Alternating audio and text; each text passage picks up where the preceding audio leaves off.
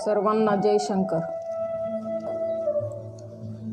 वक्रतुंड महाकाय सूर्यकोटी समप्रभ निर्विघ्नं कुरु मे देव सर्वकार्येषु सर्वदा.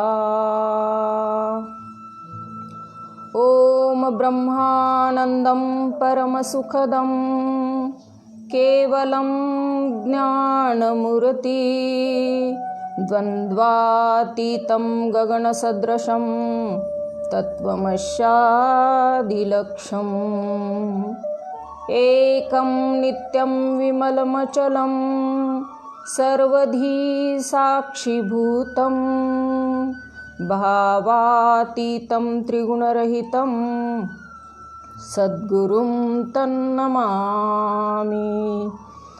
अज्ञानतिमिरान्धस्य ज्ञानाञ्जनशलाकया चक्षुरुन्मीलितं येन तस्मै श्री गुरवे नमः. विश्वेशलिङ्गसम्भुतां विश्वविद्याविबोधकं विश्ववन्दे सदा वन्दे विश्वाराध्यान् जगद्गुरु. त्रैलोक्यसम्पदालेख्य समूलेखनभित्तये सच्चिदानन्दरूपाय शिवाय ब्रह्मणे नमः. यामाहु सर्वलोकानां प्रकृतिं शास्त्रपारगा तां धर्मचारिणी शम्भो प्रणमामि परां शिवां. प्रणमामि परां शिवां. सांब जय नमः पार्वतीपते शिव हर हर महादेव. जगद्गुरु पंचाचार्य महाराज की जय. जगज्योति महात्मा बसवेश्वर महाराज की जय. संत शिरोमणी मन्मथ स्वामी महाराज की जय. राष्ट्रसंत वसुंधरा रत्न डॉक्टर शिवलिंग शिवाचार्य महाराज की जय.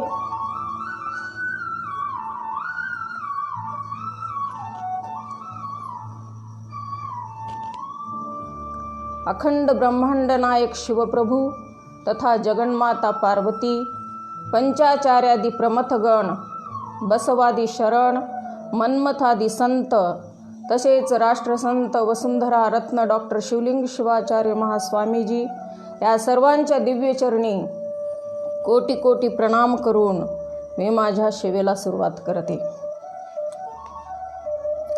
तर श्रावण मास तपोनुष्ठान आध्यात्मिक समिती पुणे पिंपरी चिंचवड आयोजित या कार्यक्रमाचे संयोजक श्री महेश स्वामी व त्यांचे सर्व सहकारी मंडळ यांच्या सहकार्यातून पूर्ण श्रावण मास पिंपरी चिंचवड संबंध महाराष्ट्रातच नव्हे तर भारतभर विखुरलेल्या शिवभक्तांना एक पर्वणीच प्राप्त झाली आहे. या समितीच्या माध्यमातून जगद्गुरू, अनेक शिवाचार्य, कीर्तनकार मंडळी व मान्यवर प्रवचनकारांचे अमृततुल्य उपदेश व आशीर्वचन आपणास श्रवण करण्यास मिळाले आहे व आपण सर्वजण या श्रावण महिन्यात पावन व पुनीत झालेले आहात. हे सर्व घडवून आणण्यात श्री महेश स्वामी यांचे योगदान आपणास विसरता येत नाही. महेश स्वामी यांनी सांस्कृतिक, सामाजिक, राजकीय, नाट्यक्षेत्र, कलाक्षेत्र याबरोबरच धार्मिक व आध्यात्मिक क्षेत्रात सुद्धा अनमोल असे कार्य केलेले आहे व करतच आहेत. त्यामुळे त्यांचे मानावे तेवढे धन्यवाद कमीच आहेत. त्यांच्या आध्यात्मिक कार्यात त्यांच्या धर्मपत्नीचाही तेवढाच सहभाग आहे. या उभय दाम्पत्याला शिवपार्वतीचा कृपा आशीर्वाद प्राप्त हो हीच ईश्वरचरणी प्रार्थना व शुभेच्छा.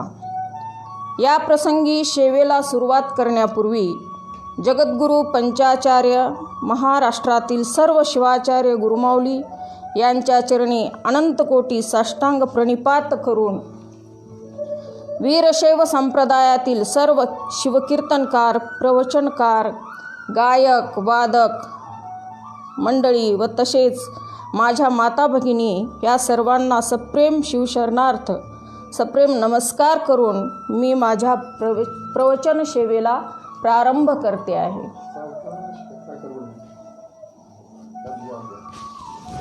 तर आज ही प्रवचन करण्याची संधी मला श्रावण मास तपोनुष्ठान आध्यात्मिक समिती पुणे पिंपरी चिंचवड यांच्या विद्यमाने प्राप्त झालेली आहे आणि या संधीचं सोनं करण्याचा प्रयत्न मी करणार आहे.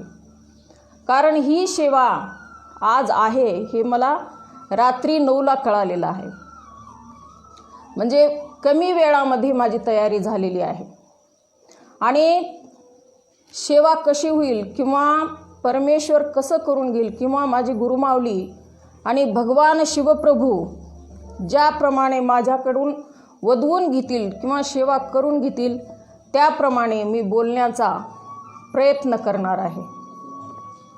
कारण आपल्या हातात काही नाही, करता करविता तो आहे. सूत्रदोरी त्याच्या हातामध्ये आहे. तो जसा नाचेल तसं नाचण्याचा मी प्रयत्न करणार आहे. जैसे नाचविशी देवा तैसे नाचू सदाशिवा. आम्ही बाहुल्याच्या जाती सूत्रदोरी तुझे हाती. सूत्रदोरी त्याच्या आहेत. ज्याप्रमाणे कळसूत्र भावल्यांचा खेळ आपला सर्वांनाच माहिती आहे. कळसूत्र भावल्या काय असतं, तो स्टेजवर नाचलेलं तेवढं आपल्याला दिसतं, पण त्यांना नाचवणारा पडद्याच्या आडवं दुसराच कोणीतरी असतो. त्याचप्रमाणे आपल्या जीवाचं सुद्धा आहे. आपण सगुण आहोत, पण आपल्या हातामध्ये आपलं जीवन नाही. करता करविता तो आहे आणि त्याच्या मर्जीप्रमाणे गुरुमाऊलीच्या प्रेरणेनं मला जशी बुद्धी सुचल तसं मी सेवा करण्याचा प्रयत्न करणार आहे. मुळात जीव हा शिवाचा अंश आहे. आपण मानवाच्या जन्माला आलो. आपलं कर्मधर्म चुकल्यामुळे आपण या भवसागरात अडकून पडलेलो आहे आणि मानवाचा जन्म म्हणजे एक विशेष लाभ किंवा अलभ्य हा लाभ आपल्याला झालेला आहे. आपलं हे परमभाग्य आहे की आपल्याला नरदेह प्राप्त झालेला आहे. हे आपलं पहिलं भाग्य आहे. दुसरं भाग्य काय आहे तर आपण भारत देशामध्ये जन्माला आलेलो आहोत. हे आपलं दुसरं भाग्य आहे. तिसरं भाग्य काय आहे तर आपण महाराष्ट्रामध्ये जन्माला आलेलो आहोत. म्हणजे हा महाराष्ट्र कसा आहे हो, साधू संतांच्या चरणस्पर्शाने पुनीत झालेला हा महाराष्ट्र आणि त्या महाराष्ट्रामध्ये आपण जन्माला आलो. हे आपलं परमभाग्य आहे.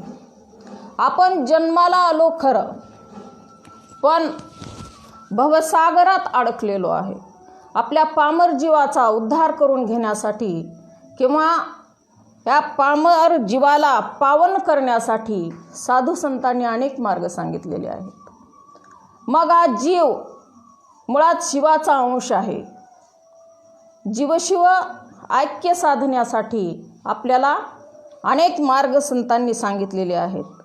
मग हा नरदेह प्राप्त झाला, मग याला योग्य दिशा, योग्य मार्ग, योग्य संस्कार झाल्याशिवाय या जीवाचा उद्धार होणार नाही. मग या जीवाला संस्कार करण्यासाठी किंवा या जीवाचा उद्धार होण्यासाठी, जीवाचा शिव करण्यासाठी आपल्याला योग्य मार्गाने गेलं पाहिजे. कारण साधू संतांनी आपल्याला मार्ग दाखवून दिलेला आहे. निक्का मार्ग दाखवलेला. आपल्याला चांगल्या मार्गाने जायचं का वाईट मार्गाने जायचं हे आपलं आपण ठरवलं पाहिजे. मार्ग निक्का मनमथ मारी तसे हाका.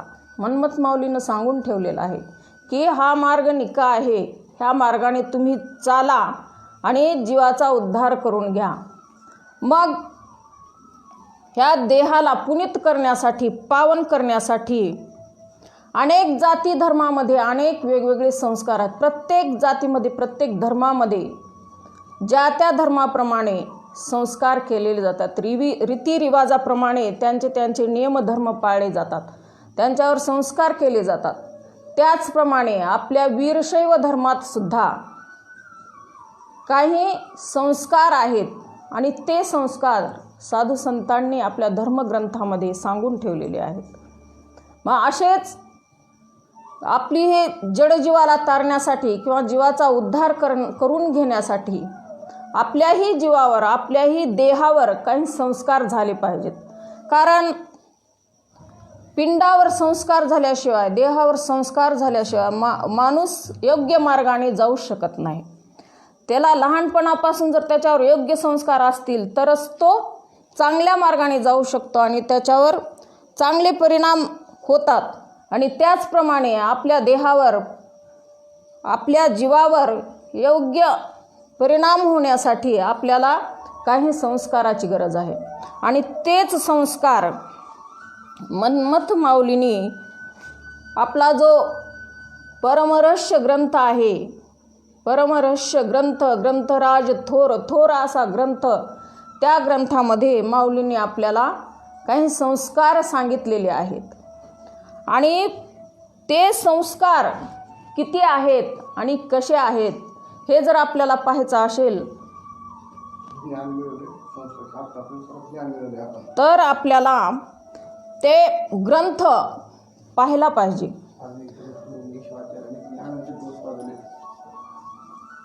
आणि ते संस्कार ज्ञान प्राप्त करून घेण्यासाठी किंवा जीवाचा उद्धार करून घेण्यासाठी अनेक संतांनी, शिवाचार्यांनी, जगद्गुरूंनी आपल्याला हा मार्ग दाखवलेला आहे. आणि ते संस्कार जर कोणते असतील तर मूळ संस्कार ते 16 आहेत. पण या ग्रंथामध्ये, परमरहस्यामध्ये माऊलींनी आपल्याला जे आवश्यक आहेत, जे 10 संस्कार तेवढेच या ठिकाणी सांगितलेले आहेत. मूल संस्कार षोडश, त्या माझी असती मुख्य दश, त्याही माझी बहुविशेष शिवदीक्षा जाणीजे. तर हे मूल संस्कार किती आहे? तो 16 संस्कार आहेत.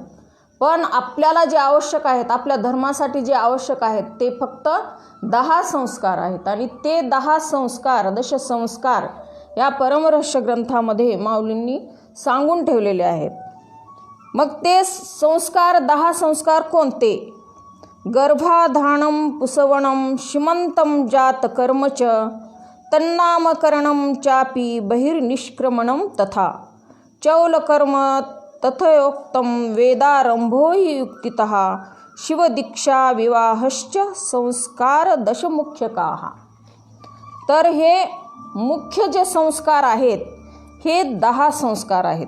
आणि ते 10 संस्कार करणं काय योग्य आहे हो? का केलं पाहिजे देहावर? आपल्याला माहिती आहे, लहानपणी जसा संस्कार जीवावर होईल त्याचप्रमाणे मूल वागण्याचा प्रयत्न करतं. आणि आपल्या वीरशैव धर्मामध्ये, लिंगायत धर्मामध्ये तर जन्मण्याच्या अगोदरच लेकरावर संस्कार केला जातो. जन्माआधी लिंग गर्भाशी धारण, शिवपंचानन सखा ज्याचा. तर त्या लेकरावर जन्मा अगोदरपासूनच संस्कार केले जातात. मग तो मूल, ते बाळ वाईट मार्गाला लागेल का हो? लागणारच नाही. पण ते संस्कार करणं आवश्यक आहे, ते संस्कार करून घेतलेच पाहिजेत. मग ह्या 16 संस्कारापैकी किंवा ह्या मुख्य 10 संस्कारापैकी पहिला संस्कार आहे गर्भाधान. मग हे संस्कार का केले पाहिजेत? तर जडजीवाचा उद्धार होण्यासाठी ते संस्कार केलेच पाहिजेत. आणि मग तो पहिला संस्कार आहे गर्भाधान.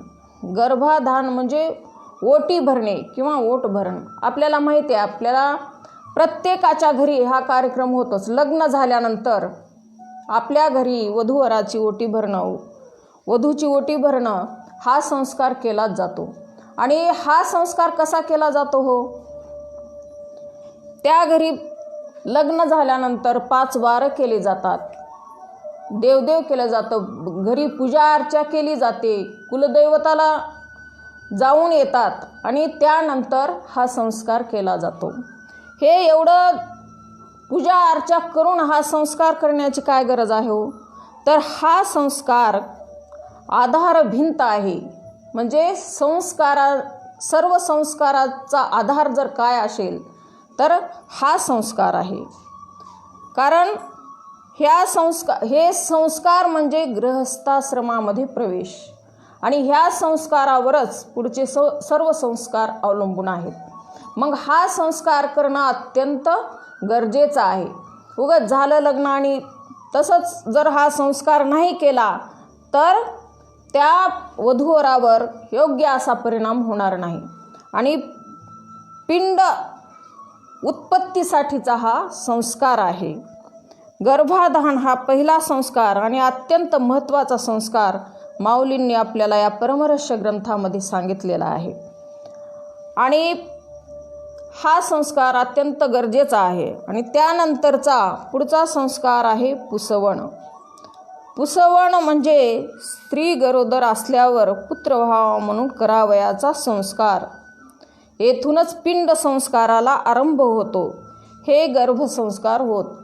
मग हा संस्कार पिंड निर्मितीसाठीचा जो संस्कार आहे, पिंड संस्कार जो आहे, हा संस्कार सुद्धा अत्यंत महत्त्वाचा आहे. हा संस्कार म्हणजे बाळ जन्माला यायच्या अगोदरपासूनच हा मातेवर संस्कार केला जातो. आणि हा संस्कार म्हणजे पुसवण हा धर्म ग्रंथातील दुसरा संस्कार आहे. आणि याच्यानंतरचा जो संस्कार आहे तो शिमंत म्हणजे डोहळे पुरवणे, त्यास डोहाळ जेवणसुद्धा आपण म्हणतो. हा संस्कार आपल्याला सगळ्यालाच माहीत आहे. आपण कारण आपल्या सुनेचं लेकीचं डोहाळ जेवण करतोच. गर्भाचे डोहाळे पुरवणे किंवा प्रत्येक स्त्रीला गरोदरपणी वेगवेगळ्या प्रकारचे डोहाळे लागतात. कुणाला काही खावं वाटतं, कुणाला काय खावं वाटतं, कुणाला वाचनाचे डोहाळे लागतात, कुणाला काही खाण्याचे डोहाळे लागतात. आणि त्याचप्रमाणे हा संस्कार 7व्या किंवा 9व्या महिन्यात केला जातो. हा संस्कार मुलीला दिलेल्या घरी आणि सून जर आपली असेल तर आपल्या घरी हा संस्कार केला जातो. हा संस्कारसुद्धा अत्यंत महत्त्वाचा संस्कार आहे. आणि माऊलींनी ह्या संस्काराचा उल्लेख या परमरहस्य ग्रंथामध्ये केलेला आहे. आणि हा तिसरा संस्कार आहे. आणि या पुढचा जो संस्कार आहे तो आहे जातकर्म संस्कार. जातकर्म संस्कार म्हणजे 7व्या महिन्यात बालक गर्भावस्थेत असताना आईला त्याच्या नावावर दिलेला इष्टलिंग तो आता बाळाच्या गळ्यात बांधावा लागतो. आणि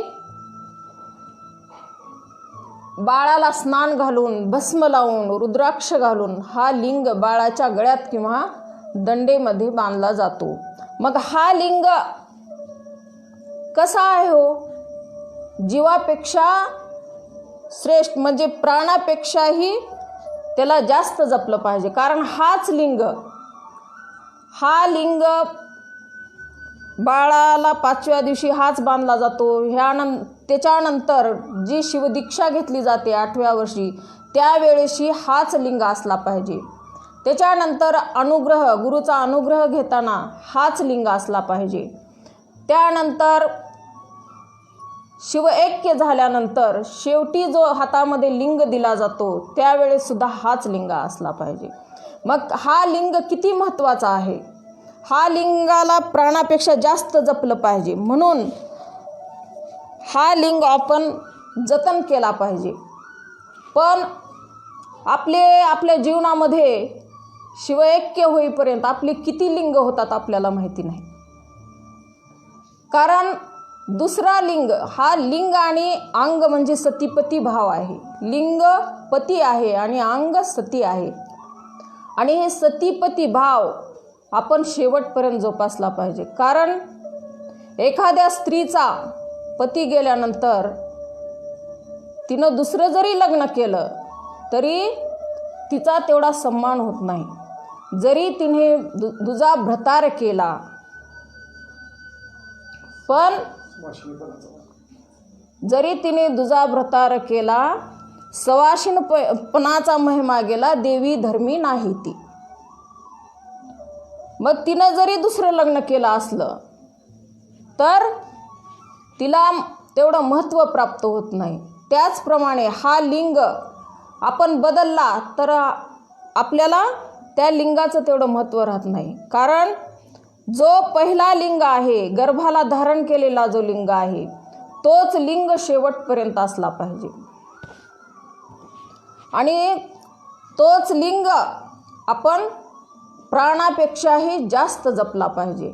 आणि म्हणून हा संस्कार माऊलींनी जातकर्म संस्कार या ठिकाणी सांगितलेला आहे.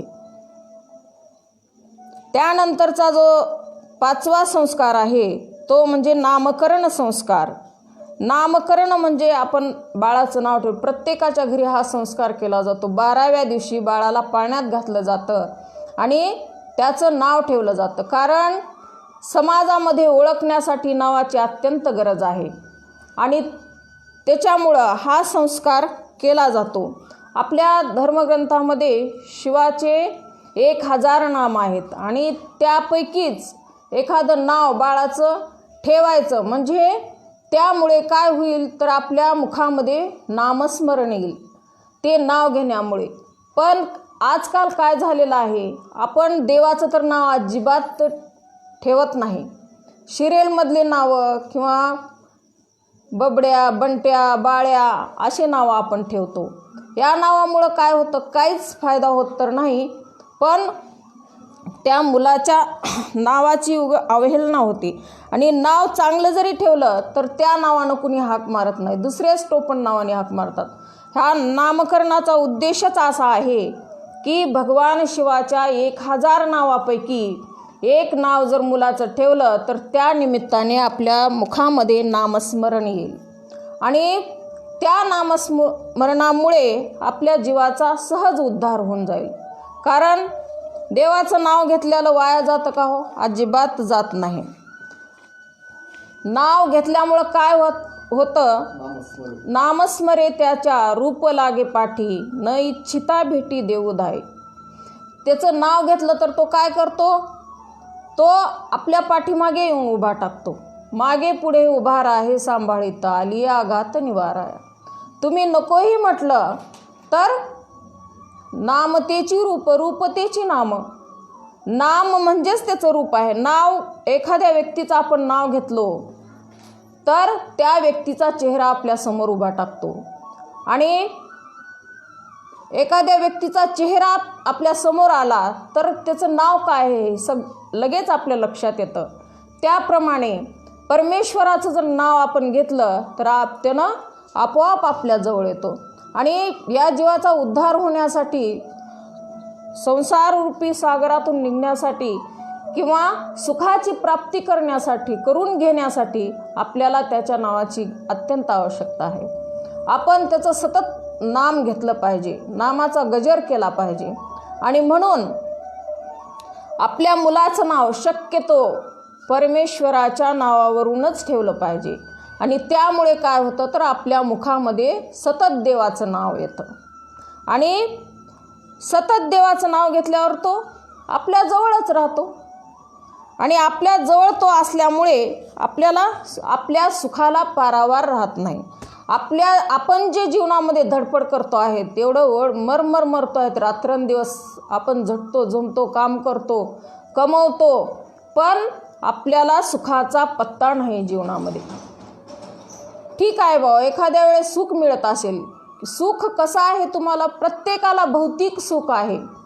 कारण कुणीही गरीब नाही या जगामध्ये. सर्वांपाशी आपल्याला लागेल तेवढं वस्तू खरेदी करण्यासाठी, खाण्यापिण्यासाठी भरपूर आहे आणि त्यामुळे सर्वजण भौतिक सुख प्राप्त करून घेतील. पण जे अक्षय सुख आहे, आत्मिक सुख आहे किंवा समाधान आहे ते कुणालाही नाही.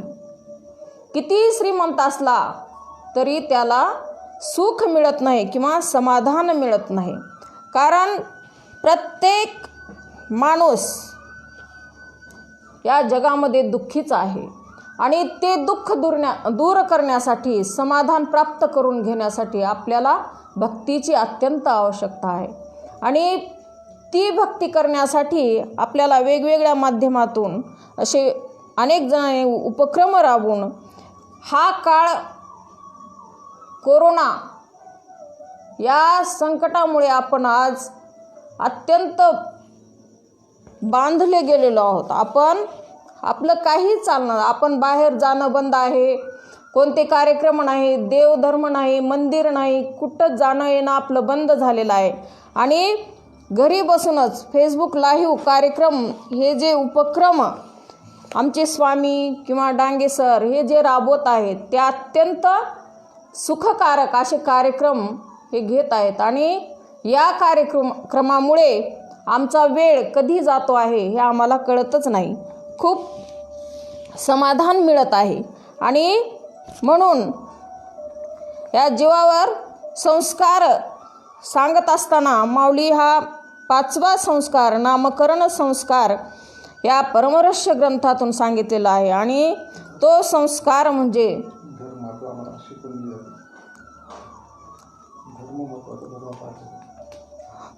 हा संस्कार, हे संस्कार करण्यासाठी किंवा धर्म आचरण करण्यासाठी, नीती धर्माने वागण्यासाठी हे संस्कार अत्यंत गरजेचे आहेत. आणि ते संस्कार माऊलींनी या धर्मग्रंथामध्ये, परमरहस्यामध्ये आपल्याला सांगितलेले आहेत.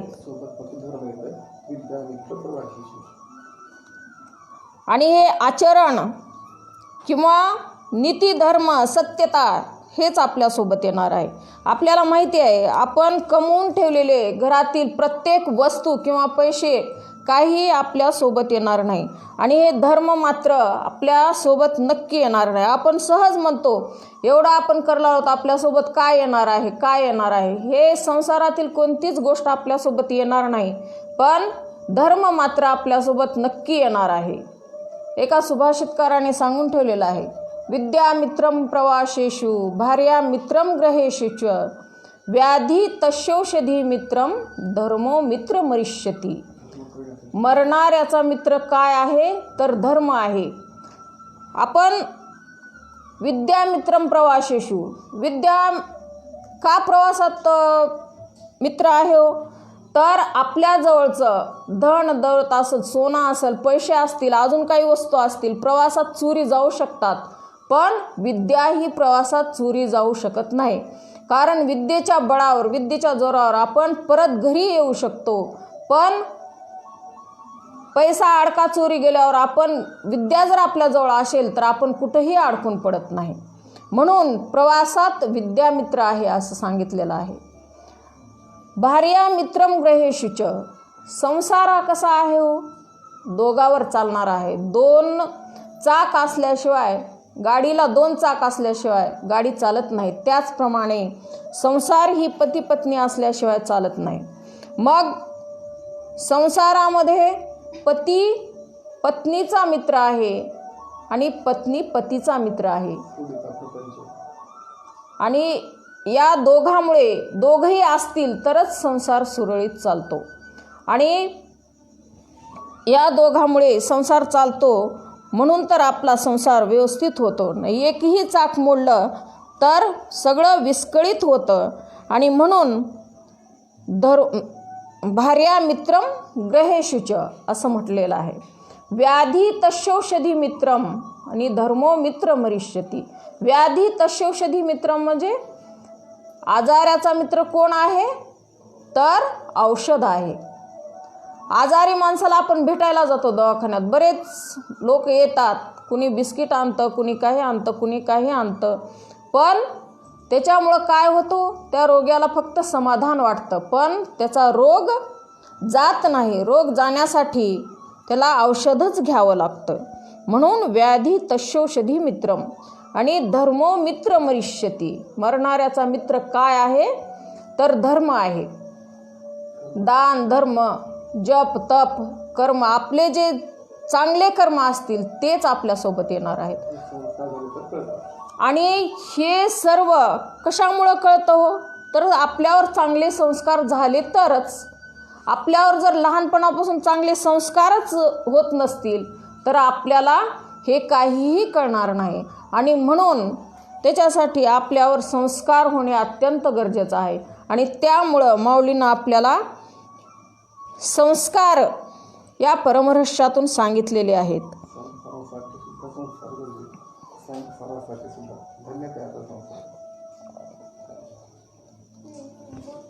बहिर्निष्कर्म म्हणजे ज्याला आपण उंबरठा ओलांडणे असं म्हणतो, किंवा लेकराला बाहेर घेऊन जाणं. लेकरू चलायला लागल्यानंतर त्याला बाहेर घेऊन जाणं किंवा त्यालाच आपण उंबरठा ओलांडणे असंही म्हणतो. त्या संस्काराला बहिर्निष्क्रमण संस्कार असे म्हटले जाते. हा परमरहस्यातील 6वा संस्कार आहे. आणि त्यापुढचा जो 7वा संस्कार आहे तो चौल संस्कार. चौल संस्कार म्हणजे काय आहे? जावळ काढणे. जावळ काढण्याच्या संस्काराला चौल संस्कार म्हणतात. ती जावळ काढण्याचा प्रकार काय असतो तर मामाच्या मांडीवर बसून लेकराची जी जावळ काढली जाते त्याला चौल संस्कार म्हणतात. हा संस्कारसुद्धा अत्यंत महत्त्वाचा आहे. हाही करून घेणं गरजेचं आहे. आणि हा संस्कार जर त्याच जावळ काढण्याच्या पिरियडमध्ये जर लेकराची आई किंवा घरातील दुसरी स्त्री लेकराची चुलती असेल किंवा आणखी कोणी असेल, जर गरोदर असेल तर हा संस्कार केला जात नाही. आणि जर कुणी गरोदर नसेल तरच हा संस्कार केला जातो किंवा त्यांच्या डिलिव्हरीनंतर हा संस्कार केला जातो. आणि म्हणून हा चौल संस्कार 7वा संस्कार माऊलींनी सांगितलेला आहे. आणि त्यानंतरचा 8वा जो संस्कार आहे तो आहे विद्यारंभ. विद्यारंभ संस्कार हा 8वा संस्कार सांगितलेला आहे. वेदारंभ 8वा संस्कार, बटुशी करणे असे अनिवार्य, तयाविन ज्ञान प्रसार होईल केवी. म्हणजे हा संस्कार का केला जातो? हा संस्कार शक्यतो 5व्या वर्षी केला जातो. आणि ज्ञानाचा विद्या ग्रहण करण्यासाठी किंवा ज्ञानाचा प्रसार करण्यासाठी हा संस्कार केला जातो. कारण विद्या घेतल्याशिवाय ज्ञानाची प्राप्तीच होणार नाही. आणि हा संस्कार 5व्या वर्षी म्हणजे पेन्सिल पाटी गुरुकडून घेऊन गुरुच्या हस्ते लेकराच्या हातामध्ये देऊन त्याच्यावर हा संस्कार केला जातो. आणि हा संस्कार 8वा संस्कार माऊलींनी सांगितलेला आहे. मग हा संस्कारसुद्धा अत्यंत महत्त्वाचा आहे. कारण ज्ञानप्राप्ती करून घेण्यासाठी विद्यारंभ हा संस्कार अत्यंत गरजेचा. कारण शिक्षण शिकल्याशिवाय आपल्याला ज्ञानाची प्राप्तीच होणार नाही. आणि ज्ञान प्राप्त झाल्याशिवाय धर्म कळणार नाही, आचार कळणार नाही, विचार कळणार नाही, काहीही कळणार नाही. म्हणून हा 8वा संस्कार विद्यारंभ संस्कार हा माऊलींनी सांगितलेला आहे. आणि ते करून घेणे अत्यंत गरजेचे आहे. आणि विद्यासंस्कारामुळे माणूस ज्ञानी होतो, ज्ञान प्राप्त होते त्याला. आणि विद्वान झाला तर तो सर्वत्र पूज्य मानला जातो. आणि म्हणून हा संस्कार करून घेणे अत्यंत गरजेचे आहे. आणि त्यानंतरचा जो संस्कार आहे तो आहे शिवदीक्षा संस्कार. सर्व संस्काराचा राजा, जयाचेणी योगे शिवपूजा, करिता घडे पुण्य काजा, स्वधर्मनिष्ठा ती. बघा किती महत्त्वाचा संस्कार आहे हा शिवदीक्षा संस्कार. हा संस्कार मुलावर वयाच्या 8व्या वर्षी केला जातो. आणि हा काळ 8वा वर्ष हा योग्य काळ मानला आहे, सर्वश्रेष्ठ काळ मानला आहे. आणि त्याच्यानंतर 8वा वर्ष जर गेला आणि पुढं दीक्षा घ्यायचं म्हटलं तर 16व्या वर्षापर्यंत, 16व्या वर्षी जर दीक्षा घेतली तर तो मध्यम काळ मानलेला आहे. आणि त्याच्यानंतर 16 वर्षाच्या नंतर जर दीक्षा घ्यायचं म्हटलं तर ते काळ गौण मानलेला आहे. आणि म्हणून 8व्या वर्षी लेकराला दीक्षा देणं अत्यंत महत्त्वाचं आहे. मग हा संस्कार किती महत्त्वाचा आहे? या संस्काराशिवाय आपण लिंगायत आहोत किंवा वीरशैव आहोत हे आपण म्हणूच शकत नाही. कारण दीक्षा संस्कारा वाचून लिंगायतची नव्हे जाण, ज्ञाती धर्माची आशे खूण सत्य जाण पार्वती. कारण हा संस्कार घेतल्याशिवाय आपण लिंगायत आहोत हे सिद्धच होत नाही. आणि दीक्षा संस्कार आपल्यासाठी अत्यंत महत्त्वाचा आहे. मग हा दीक्षा संस्कार म्हणजे काय? तर वीरशैव कुळात जन्माला आलेल्या प्रत्येक व्यक्तीला, स्त्री पुरुषाला हा संस्कार झालाच पाहिजे. त्याला दीक्षा संस्कार म्हणतात. ज्याला तो संस्कार झाला नाही त्याला माऊली भवी म्हणतात. आगम निगमातून शिवदीक्षेची लक्षणे विस्ताराने सांगितली आहेत. आणि हा संस्कार म्हणजे सांसारिक बंधरूपी पाशातून मुक्त होण्यासाठी हा संस्कार केला जातो.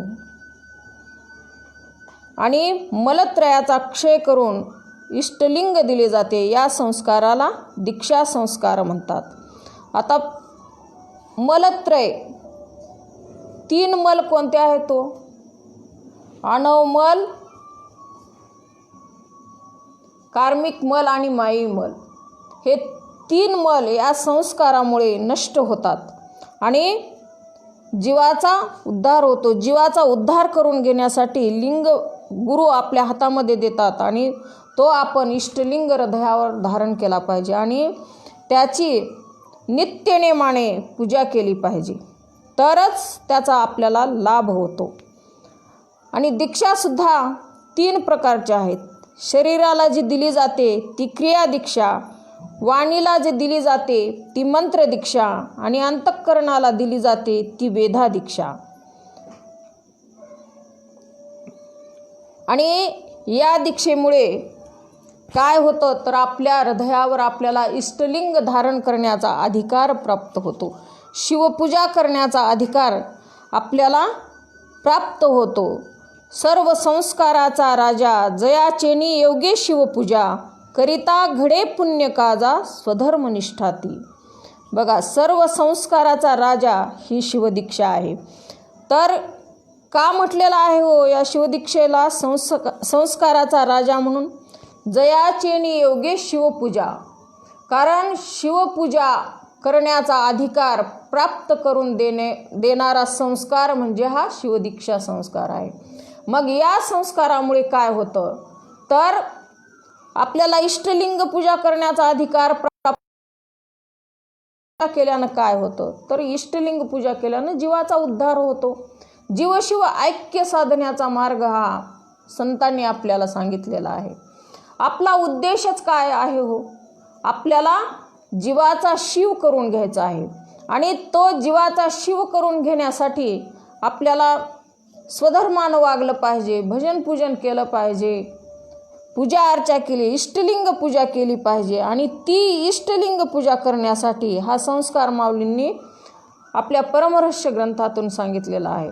आणि ही इष्टलिंग पूजा कशी केली पाहिजे? त्रिकाळ 6 वेळ करा, 3 वेळ करा, नाहीच 3 वेळ जमलं तर 2 वेळही नाही जमलं तर 1 वेळेस तरी करा, पण ही इष्टलिंग पूजा केलीच पाहिजे. आपण इष्टलिंग पूजा करतो पण त्याच्यामध्ये आपलं सातत्य राहत नाही. ही पूजा कशी केली पाहिजे हो? काया वाचा मनाने. काया वाचा आणि मन करी देवाशी अर्पण. मग काया वाचा मन आपलं पूजा करताना राहतं का? तिथं आपली काया राहते आणि वाचा राहते, पण मन मात्र बाहेरच कुठंतरी राहतं. मग ती पूजा पूर्ण झाली का? नाहीच. आपण इष्टलिंग हातावर घेतो, मुखाने नामस्मरण करतो, मंत्र म्हणतो, पण मन मात्र कुठंतरी दुसरीकडेच भटकत असतं. मग ते मन एकाग्र करण्यासाठी, मनाला स्थैर्य लाभण्यासाठी ही पूजा अर्चा, जप, तप, भजन, पूजन हे त्यासाठीच केलं पाहिजे. आणि संतांनी आपल्याला करण्यासाठी खूप मार्ग दाखवलेले आहेत, सांगितलेले आहेत, उपाय सांगितलेले आहेत, बरेच साधनं सांगितलेले आहेत. आणि आपल्याला कोणत्या साधनं सोपं आहे किंवा कोणता मार्ग आपल्यासाठी योग्य आहे त्या मार्गाने आपण गेलं पाहिजे आणि त्याप्रमाणे जे आपल्याला शक्य होईल ते केलं पाहिजे. कारण योग याग तप प्राणायामादिक कली माझी देख न साधती. कारण योग याग तप आपण तर करू शकत नाही. तप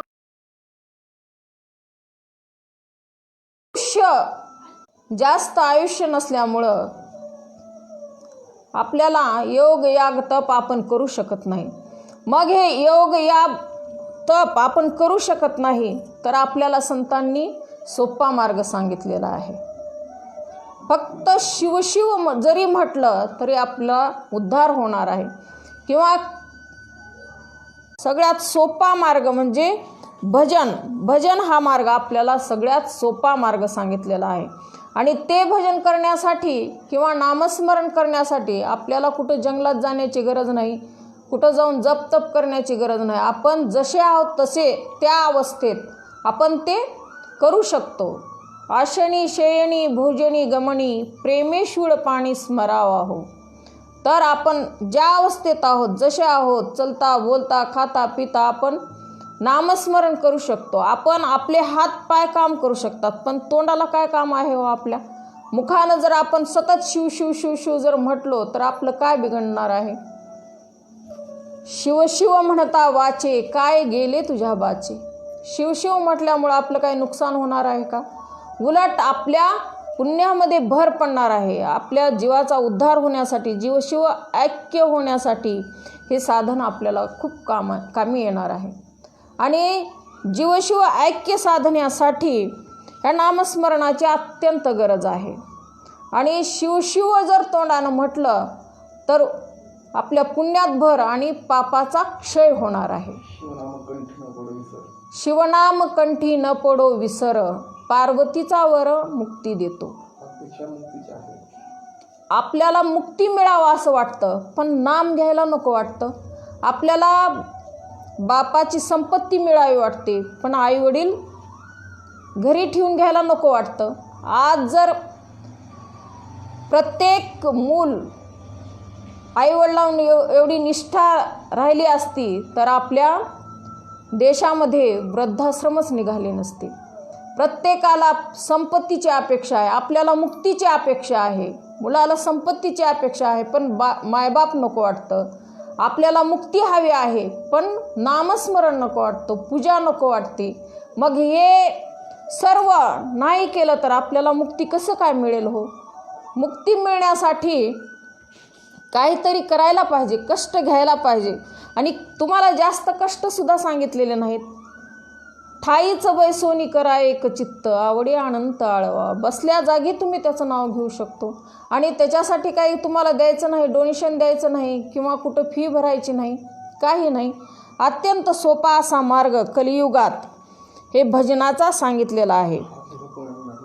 आणि त्यामुळेच हा शिवदीक्षा संस्कार माऊलींनी सांगून पूजेचा मार्ग आपल्याला दाखवलेला आहे.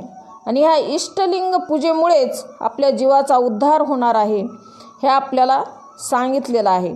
मग मग हा संस्कार कुणाला केला जातो तर मानवी देहाला, मनुष्य देहालाच हा संस्कार केला जातो. आणि या संस्कारामुळेच जीवाचा उद्धार होणार आहे. आणि हा संस्कार करून इष्टलिंग गुरु आपल्या गळ्यामध्ये बांधतात आणि त्या इष्टलिंगाला तीर्थप्रसाद अर्पण करूनच आपण तो तीर्थप्रसाद प्राशन केला पाहिजे. जर इष्टलिंग नसेल आणि आपण जर तीर्थप्रसाद घेतलो तर तो प्रसाद होणारच नाही. तीर्थप्रसाद अगोदर इष्टलिंगाला दाखवला जातो. इष्टलिंगाला दाखवला तरच तो तीर्थप्रसाद होतो, अन्यथा तो प्रसाद होत नाही. आणि म्हणून शिवदीक्षा आणि लिंगपूजा ही वीरशैव धर्मात अत्यंत महत्त्वाची आहे. यानंतर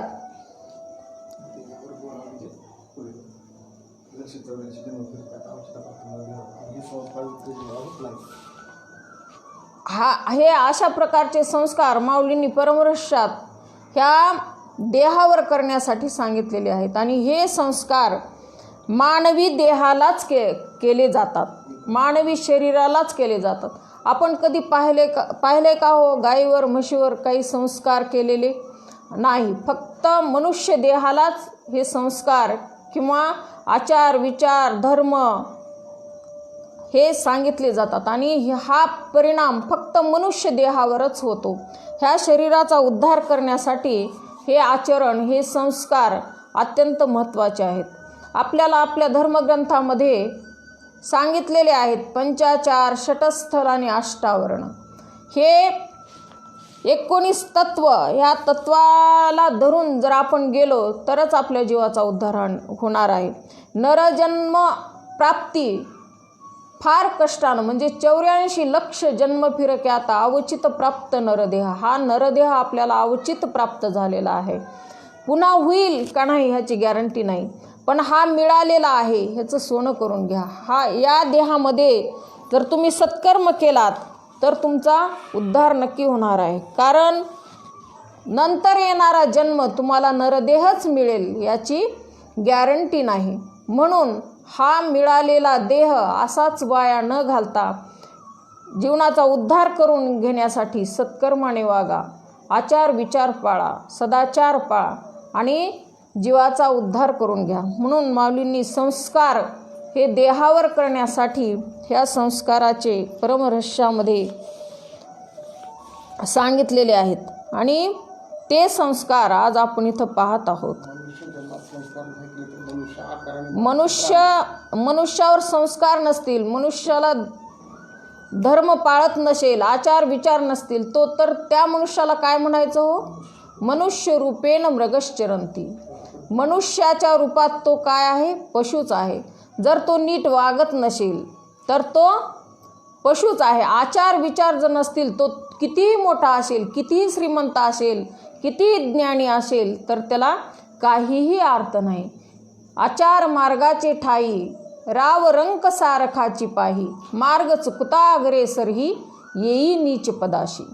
तुमच्यावर संस्कार नसतील, तुमचं आचरण नीट नसेल, तुम्ही कितीही श्रीमंत असाल, कितीही ज्ञानी असाल, तर तुम्हाला कवडीचीही किंमत नाही. मार्गे चाले तो पंचानन आणि अमार्गे तो श्वान म्हटलेला आहे. जो मार्ग योग्य मार्गाने जातो त्याला पंचानन. पंचानन म्हणजे काय? साक्षात भगवान शिवप्रभू म्हटलेला आहे. आणि वाम मार्गाने जाणाऱ्याला श्वान शुकर म्हटलेला आहे.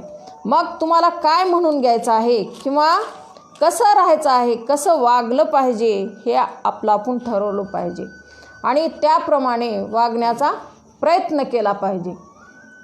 म्हणून माऊलीने हे वीरशैवांसाठी योग्य असे संस्कार आपल्याला सांगितलेले आहेत. 84 लक्ष जन्म फिरक्यात अवचित प्राप्त नरदेह. हा अवचित प्राप्त झालेला आहे, याचं सोनं करून घेतलं पाहिजे. जीवाचा उद्धार करून घेण्यासाठी किंवा मुक्त होण्यासाठी, जीवशिव ऐक्य साधण्यासाठी आपण या देहामध्येच काहीतरी करू शकतो. अन्यथा नंतर करू किंवा पुढचा जन्मात बघू म्हटलं तर आपल्याला येणार. कारण पुढचा जन्म आपल्याला मनुष्याचा मिळेलच याची आपल्याला गॅरंटी नाही. कारण आपण फिरून या देह आपल्याला प्राप्त झालेला आहे. फिरून आपण मनुष्याच्या जन्माला आलो आहोत. आणि म्हणून या जीवाचा उद्धार करून घेण्यासाठी, या नरदेहाचा उद्धार करून घेण्यासाठी आपण याच देहामध्ये काहीतरी करू शकतो. आपल्याला पुन्हा आपण म्हणतो आपलं आत्ताच वय आहे का परमार्थ करायचं, बघू उद्या करू, परवा करू, लेकरं मोठे झाल्यावर करू. पण जीवनाची गॅरंटी आहे का हो? अजिबात जीवनाची गॅरंटी आहे. जीवनाची अजिबात गॅरंटी आहे. कधी काय होईल हे आपल्याला सांगताच. नरजन्म जळावरील तरंग, सखा उमा रंग जवळीकर. हा नरजन्म कसा आहे? पाण्यावरचा बुडबुडा आहे. तो कधी फुटेल काही कळत नाही. प्रत्येकाचं जीवन असतं, आपल्याला माहिती नाही आपलं किती आयुष्य संपलेलं आहे आणि पुढं किती आहे, आपण किती दिवस जगणार आहोत हे आपल्याला कळत नाही किंवा माहिती नाही.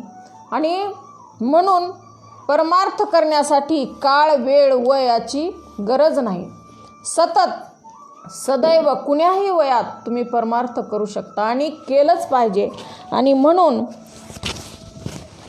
हा परमार्थ सोडता कामा नये. आणि म्हणून माऊलींनी सांगितलेले आहे, हे परमार्थ करण्यासाठी, आचार मार्ग पाळण्यासाठी, धर्म पाळण्यासाठी संस्काराची अत्यंत गरज आहे. आणि ते संस्कार माऊलींनी आपल्याला परमरहस्यामधून सांगितलेले आहेत. आणि ते संस्काराचं आपण योग्य पालन केलं पाहिजे. आणि दीक्षा संस्काराच्या नंतर जो संस्कार सांगितलेला आहे तो आहे विवाह संस्कार. हा 10वा संस्कार आहे. विवाह संस्कार हा आपल्या जातीकुळातील वधूवर आणि आपल्या वयाला अनुसरून सद्गुरूच्या साक्षीने विवाह करून सर्वश्रेष्ठ अशा गृहस्थाश्रमात प्रवेश करावा. गृहस्थाश्रमावरच बाकीचे आश्रम अवलंबून आहेत.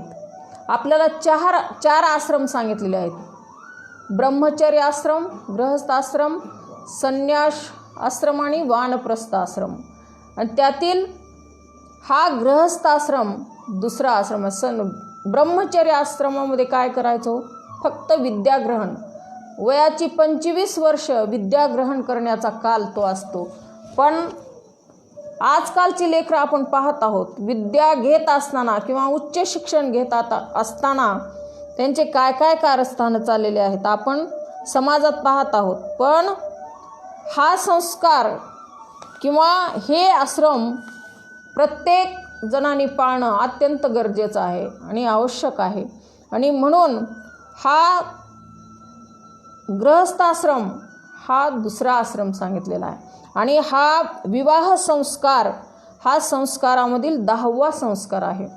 आणि गृहस्थाश्रमामध्ये प्रवेश केल्यानंतर माणसानं कसं वागलं पाहिजे, कसं राहिलं पाहिजे, ह्या आश्रमाचं कसं पालन केलं पाहिजे हे माऊलींनी परमरहस्यामध्ये सांगून ठेवलेलं आहे.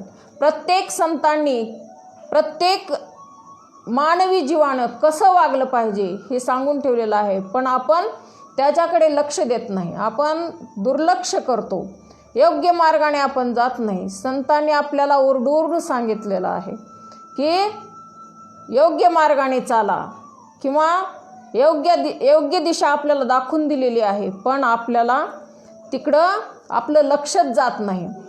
जर आपल्याला आपलं जीवन सुखकर करून घ्यायचं असेल तर आपण संतांनी सांगितलेल्या मार्गाने गेलंच पाहिजे. संतांना काय गरज होती हो एवढं ओरडू सांगण्याची?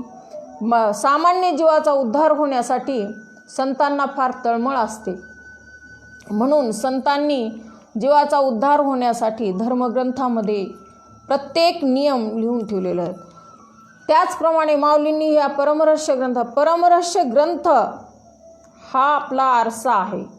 आपण जसं आरशामध्ये मुख पाहून चेहऱ्यामध्ये आपल्या काय आहे किंवा काय नाही हे आपण जसं पाहतो, तसंच जीवनामध्ये जगत असताना हा ग्रंथ प्रत्येकाने पाहिला पाहिजे. कारण या ग्रंथामध्ये उठल्यापासून झोपेपर्यंत काय करायचं हे माऊलींनी सांगून ठेवलेलं आहे. प्रत्येकाच्या घरी हा ग्रंथ असला पाहिजे, याचं पारायण प्रत्येकाने केलं पाहिजे. आणि म्हणून हा ग्रंथ आपला धर्मग्रंथ किंवा वीरशैव धर्मासाठी अत्यंत महत्त्वाचा ग्रंथ मानला आहे. आणि हा ग्रंथ प्रत्येकाने एक सर्वश्रेष्ठ ग्रंथ म्हणून वाचला पाहिजे, पारायण केलं पाहिजे. आणि ज्या घरात ह्या ग्रंथाचं किंवा पारायण होतं, भजन पूजन होतं आणि त्याच्या संसाराला बघायची काही गरज नाही. कारण धन्य तयाचा संसार जेथे गजर नामाचा, कांता पुत्र बंधुजन अवघे शरण देवाशी. ज्या घरामध्ये पती पत्नी लेकरं सर्वच जण भजन पूजन करतात किंवा ज्या घरामध्ये शिवनामाचा गजर होतो त्या घरामध्ये सुखाला पारावार राहत नाही. आपण जे सुख शोधण्याचा प्रयत्न करत आहोत जीवनात किंवा इकडं तिकडं भटकत आहोत, इथं सुख मिळेल का, तिथं सुख मिळेल का, तिथं सुख मिळेल, पण आपल्याला सुख कुठंच मिळत नाही. कारण सुख बाहेर नाहीच, सुख आपल्या जवळच आहे. किंवा देव बाहेर नाहीच, देव आपल्या जवळच आहे, पण आपण मार्ग चुकलेला आहे. तुझे आहे तुझ पाशी परी तू जागा चुकलाशी. तुझ्या जवळच सुख आहे, तुझ्या जवळच देव आहे, पण तू मार्ग चुकलेला आहेस. आणि त्या अंतरात्म्यातील शिवाला किंवा देवाला पाहण्याचा प्रयत्न आपण केला पाहिजे आणि आपल्या जवळच सुखाला शोधलं पाहिजे. सुख मिळवण्यासाठी कुठं जाण्याची गरज नाही. देवाचं नाव घेतलं की सुख आपोआप येतं. सुख देईल शंकर करा पूजन लवकर. मग सुख देणारा शंकर आहे, पण पूजन केलं पाहिजे. आपल्याला फक्त सुख हवं आहे, पूजन नको आहे. मग पूजन करण्यासाठी बी काय लागतं? संस्कार लागतोच. पूजा करण्यासाठी हा दीक्षा संस्कार सांगितलेलाच आहे माऊलींनी. आणि पूजन केल्यावर काय होतं? लवकर करा पूजन लवकर. लवकर का करा? तर नाही देहाचा भरवसा कोण दिवस येईल कैसा. कारण आपल्या देहाचा भरवसा नाही. आपला दिवस कधी काय येईल, आपल्या जीवाचं काय होईल हे आपल्याला माहिती नाही. म्हणून पूजन करण्यासाठी वेळ काळ बघण्याची गरज नाही किंवा वयाची गरज नाही. पूजन करण्यासाठी, भक्ती करण्यासाठी, नामस्मरण करण्यासाठी, भजन करण्यासाठी कोणत्याही टायमाला तुम्ही करू शकता. त्याला वेळ काळ दिलेली नाही. हा प्रपंच नश्वर आहे आणि आपण याच्याच मागे लागलेलो आहोत. जे शाश्वत आहे, शाश्वत सुख जिथे आहे तिथे आपण जातच नाही. आणि अशाश्वत संसार हा कसा आहे? अशाश्वत आहे. या संसारामध्ये आपण गुरफटून गेलेलो आहोत. आणि सोडिता सुटेना जड झाला भारी. हा संसार कसा आहे हो? सुरुवातीला चांगला लागतो, पण नंतर जड जातं. सोडिता सुटेना जड झाला भारी, आता त्रिपुरारी काय करू. हा सोडावा म्हटलं तर सुद्धा सुटत नाही. पण संसार सोडा आणि भजनच करा असं कुणी सांगितलेलं नाही तुम्हाला, कुण्याच संतांनी सांगितलं नाही. संसार धंदा सर्व करा, ध्यानी निज ध्यास धरा. सुखी असा गृहस्थाश्रमी, लक्ष लावा शंकर नामी. घरामध्येच राहा, संसार करा, धंदा करा, सर्व करा, पण लक्ष तुमचं देवाकडे राहू द्या. कारण घार हिंडते आकाशी, चित्त तिचे पिलापाशी. त्याप्रमाणे तुम्ही काही करा, पण तुमचं लक्ष देवाकडे राहू द्या. कारण तुम्ही कसेही असा, तुम्ही जर नामस्मरण केलात तर तुमचा पाठलाग तो करणारच आहे. कारण जाती कुळ गोत्र न पाहे शंकर, भक्ताचे माहेर स्वामी माझा. मग तू कुण्याही जातीचा असो, धर्माचा असो, स्त्री असो, पुरुष असो, लहान असो, मोठा असो, गरीब असो, श्रीमंत असो, तो कसाही असो, त्याची जर भक्ती केलं तर तो कुणाच्याही घरी जातो आणि कुणाच्याही पाठ राखण करतो. आणि म्हणून त्याची जर भक्ती केली तर तो कुण्या एका जाती धर्माचा नाही किंवा अमुक ह्याचाच आहे, अमुक त्याच जातीचा आहे, जन्माचाच आहे, वाण्याचाच आहे असं काही नाही. शंकर हा फार भोळा आहे, तो प्रत्येकाचा देव आहे. कारण तो देवांचाही देव आहे, मग आपला का राहणार नाही. सर्व देवांनी त्याची पूजा केलेली आहे. संत महंतांनी त्याची पूजा केलेली आहे. मग आपण मानवाने का त्याची पूजा करू नये किंवा का त्याची भक्ती करू नये. तो उद्धारक आहे, तो फार भोळा आहे. तुम्ही सेवा थोडी केली आणि मनाभावातून केली किंवा नामस्मरण एकच वेळा जरी घेतलात, भावाने घेतलात आणि भावाने नाही घेतलात, सहज जरी घेतलात, तर तो तुमचा उद्धार करणार आहे. ऐसा सर्वोत्तम आशे माझा शिव, एक वेळा नाव घेता तारी. एक वेळा जरी नाव घेतलात तर तो तुमचा उद्धार करणार आहे. आणि म्हणून त्याचं नाव घ्यायला आपल्याला काय हरकत आहे. आपल्याला काही त्रास होत नाही किंवा आपल्याला काही कुठं डोनेशन द्यावं लागत नाही, पैसा खर्च होत नाही. मग नाव घेणं सगळ्यांनी, नरदेहाला आलेल्यांनी किंवा नरदेहातच आपण त्याचं नाव घेऊ शकतो. कारण दुसरे पशु पक्षी जनावरं त्याचं नाव घेऊ शकत नाहीत. त्यांना वाचा नाही, वाचा आपल्याला दिलेली आहे, बुद्धी आपल्याला दिली आहे. त्यांचे आपले आहार निद्रा भय मैथून हे जरी सारखं असलं तरी बुद्धी मन वाचा हे आपल्याला जास्तीचं दिलेलं आहे देवाने, आणि त्याचा उपयोग करून आपण देवाचं नामस्मरण करू शकतो, भजन करू शकतो, तीर्थयात्रा करू शकतो, पूजन करू शकतो. आणि या नरदेहात ते जर नाही केलं तर मग परत जन्म फिरका आपल्या मागे लागणार आहे. 84 लक्ष जन्म फिरका आपल्याला सोडणार नाही. त्या भवरोगातून जर आपल्याला निघायचं असेल, त्या सागरातून आपल्याला जर निघायचं असेल, तर आपल्याला त्याचं भजन पूजन, त्याचं नामस्मरण केलंच पाहिजे, इष्टलिंग पूजा केलीच पाहिजे. आणि हे करण्यासाठी, हे सत्कर्म सन्मार्ग दाखवण्यासाठी माऊलींनी हे संस्कार आपल्याला सांगितलेले आहेत. आणि या संस्कारामुळेच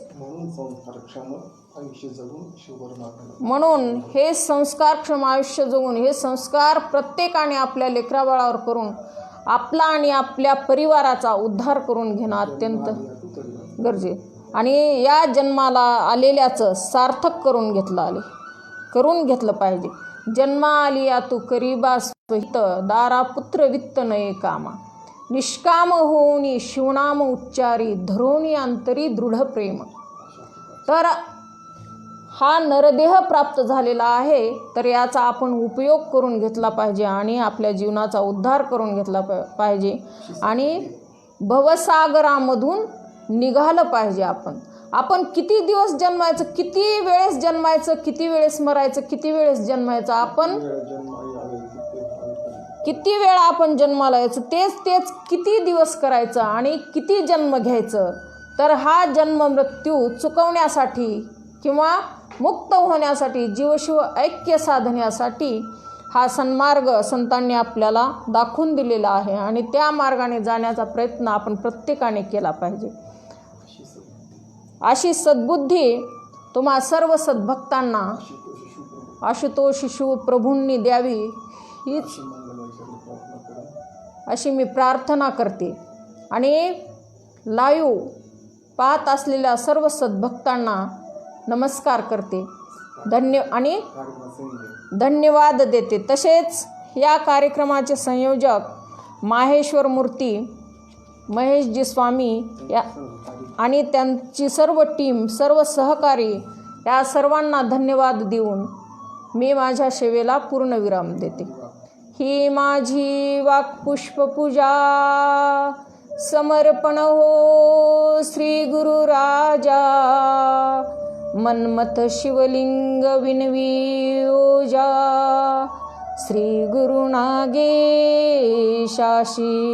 श्री गुरु नागेशाशी, श्री गुरु नागेशाशी. ओम शांति शांति शांति.